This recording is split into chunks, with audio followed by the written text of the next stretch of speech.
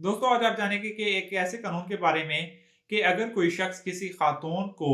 उसकी प्रॉपर्टी से, उसकी विरासत से महरूम करता है, धोखा देकर, फ्रॉड करके या ज़ोर ज़बरदस्ती से, तो वो खातून के पास क्या रेमेडी हासिल है, वो क्या कर सकती है? तो याद रखें, ताज़ीरात पाकिस्तान, पाकिस्तान पीनल कोड के सेक्शन 498 ए के तहत वो खातून पुलिस में उस शख्स के खिलाफ एफआईआर करवा सकती है। आपको पता होगा कि हुकूमत पंजाब ने पिछले दिनों एक कानून बनाया था, लेकिन अब उस पर हाई कोर्ट के हुक्म की बाइस उस तरीके से अमल दरामद नहीं हो रहा। और बहुत से दोस्त पूछते थे कि जी उनकी जो विरासती ज़मीन थी, उनकी वालिदा की विरासती ज़मीन थी, उनकी सिस्टर की विरासती ज़मीन थी, उस तरीके से उनको विरासत पे हिस्सा नहीं दिया जा रहा, तो अब वो क्या करें? तो उनके पास अभी भी एक रेमेडी मौजूद है। लोगों को कानून का नहीं पता, लेकिन मैं आपको बता रहा हूँ। तो वो रेमेडी यही है कि अगर कोई शख्स किसी खातून को उसकी विरासती जायदाद से, जायदाद में उसकी प्रॉपर्टी, इमूवेबल प्रॉपर्टी यानी ज़मीन जायदाद आ गई, दुकानें आ गई, प्लॉट आ गया, और मूवेबल प्रॉपर्टी, इवन कि मूवेबल प्रॉपर्टी से मुराद ये कि मोटरसाइकिल, कार, गाड़ी,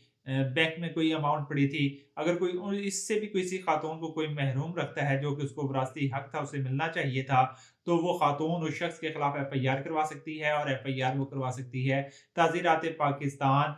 के सेक्शन 498 ए के तहत। पाकिस्तान पीनल कोड का सेक्शन 498 ए इसको डील करता है, और उस शख्स को 498 ए के तहत 10 साल तक सज़ा और मिलियन से अबव जुर्माना हो सकता है।